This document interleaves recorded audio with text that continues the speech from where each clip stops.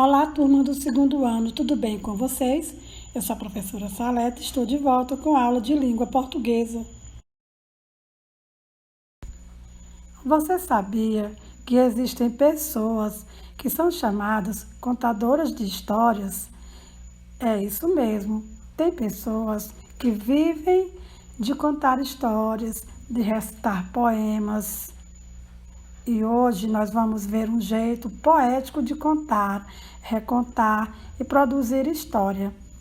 Nós vamos ler o poema Sono Pesado, do autor Cláudio Tebas.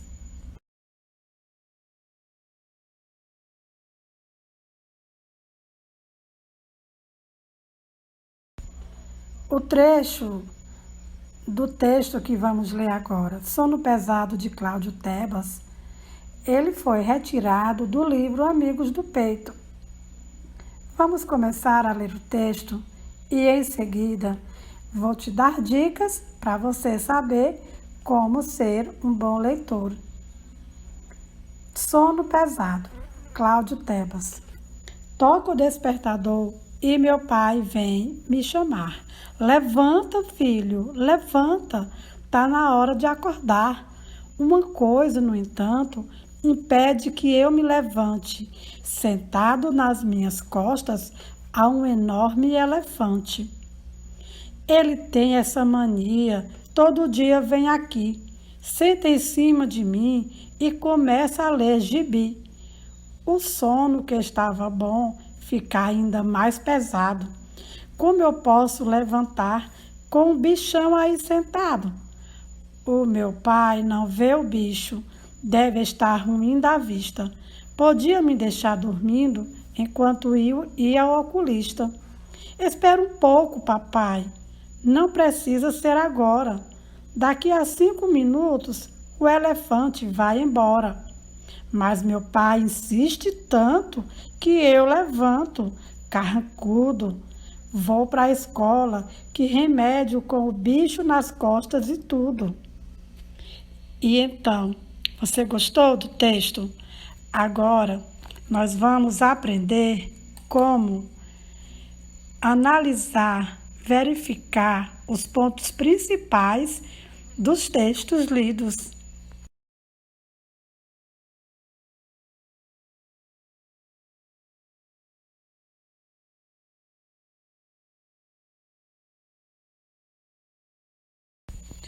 Durante a leitura do texto Sono Pesado, podemos estar verificando qual é o título do texto, quem escreveu o texto, qual o gênero textual. Observar que a organização do texto, como por exemplo, o conto, é diferente de um poema. E também quais palavras que rimam no texto. Analisar expressões como sentado nas minhas costas há um enorme elefante. Tem um significado. Que significado é esse? Que o sono é muito pesado. As falas dos personagens destacadas no texto. Você pode observar que na fala dos personagens destacadas no texto tem um sinal de pontuação bem no início e também no final de cada frase. Pode ser no início um travessão e no final pode ser um ponto de exclamação, um ponto de interrogação, um ponto final. Então, nós podemos, durante uma leitura, analisar todos os elementos apresentados no texto e também descobrir palavras que indicam as características de ser dos personagens dos textos lidos. Você já deve ter descoberto os personagens bem interessantes nos textos que você lê, não é verdade?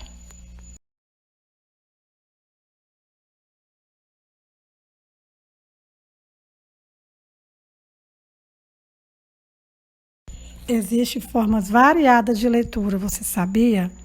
Que é muito importante a gente se preparar para quando for contar uma história ou ler um poema para alguém. Vamos ver de que formas podemos fazer essa leitura? Primeiro, ler em voz alta, testando seu ritmo e sonoridade, rima, quais e de que tipo. Por exemplo, as rimas nos poemas. Como você vai declamar essa rima? Você pode declamar com expressões de alegria, de tristeza, de assustado, de surpresa. Então, existem várias formas de você testar seu ritmo e a sonoridade de como você vai declamar seu poema ou contar uma história. Segundo, prática de memorização e declamação. Ou seja, você vai ter que praticar, memorizar a história e memorizar também o poema. O terceiro, observação e análise da estrutura dos versos e estrofes e suas palavras, variações. Ou seja, o que é que você tem que fazer nessa observação? É como os versos e as estrofes estão distribuídas nos textos. E as palavras, de que forma elas variam, se apresentam? O quarto, você vai criar seus próprios textos. Você pode criar sua poesia, sua história, suas receitas e etc. Para criar as poesias, você pode, por exemplo, procurar palavras que rimem com o seu jeito de ser. É uma ótima maneira de você começar a criar poesias e histórias. Você pode lembrar de algum momento engraçado que viveu na sua vida, ou de algum momento que você viu acontecer em algum lugar, e você pode transformar essa história numa história alegre ou triste, da forma como você quiser. E também de receitas. Você pode estar inventando receitas. E aí, você gostou dessas formas variadas de leitura? Pois agora é só procurar praticá-las.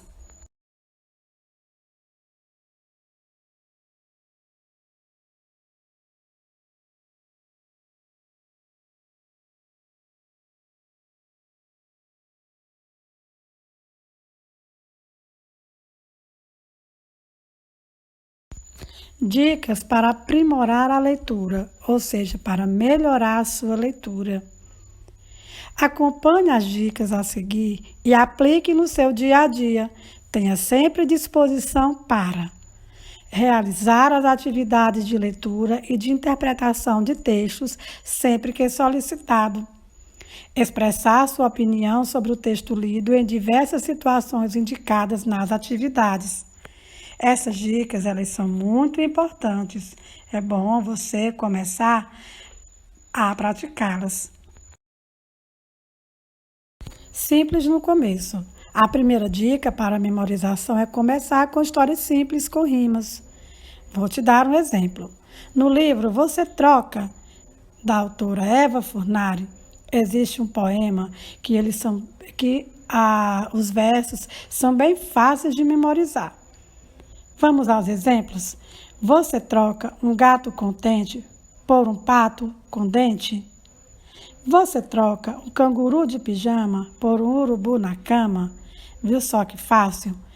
Então, treine para memorizar essas histórias simples com rimas.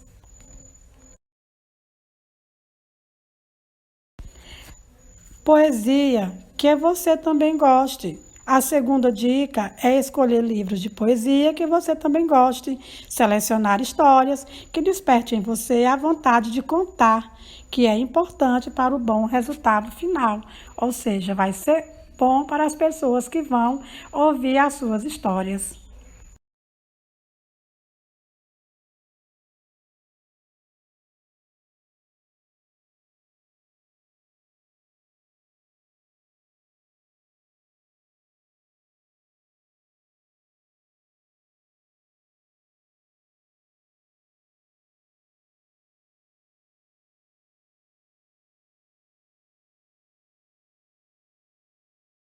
A terceira dica vale para qualquer história, mas no caso da poesia é valiosa.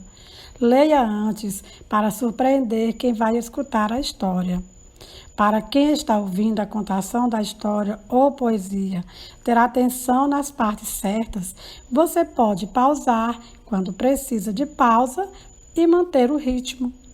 Ler o livro de poesia ou história com antecedência, praticar a narração e pensar nos momentos-chave ampliam a experiência. Então, essa terceira dica, ela é muito importante para que você, aluno, observe e atente para a importância de ler a poesia ou a história bem antes de você contar para alguém.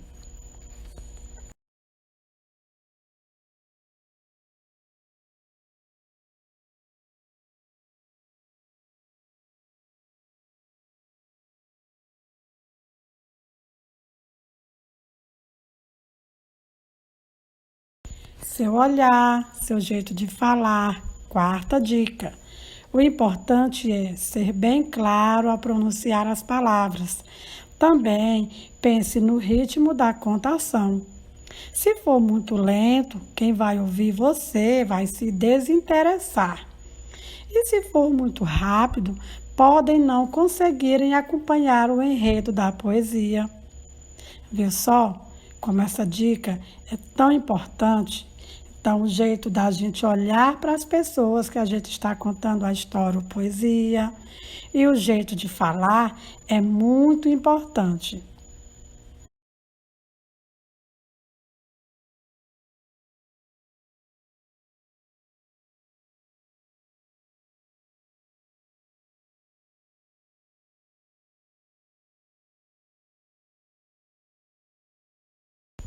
A quinta dica começa assim. Era uma casa muito engraçada, não tinha teto, não tinha nada. Reconhecer a poesia mesmo em forma de música. Cantar estas músicas também pode ser uma forma de mudar o jeito de contar uma história poética. Você sabia que antes de ser uma música, a casa de Vinícius de Moraes era uma poesia? Então, é muito divertido, é muito bom contar poesias em forma de música. Você pode estar declamando uma poesia e de repente você pode cantar uma estrofe dela. Já imaginou como as pessoas que vão te ouvir vão gostar da forma que você vai declamar a poesia?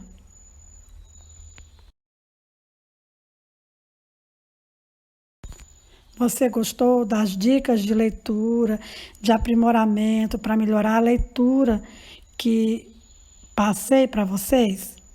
Então, pois agora a dica de leitura para você, se você encontrar na sua escola, procure saber da sua professora se na sua escola tem esse livro, do Cláudio Tebas, Amigos do Peito. Ou você pode ir lá no YouTube, tem muitos canais que ensinam, que tem lá a contagem da história desse livro, Amigos do Peito.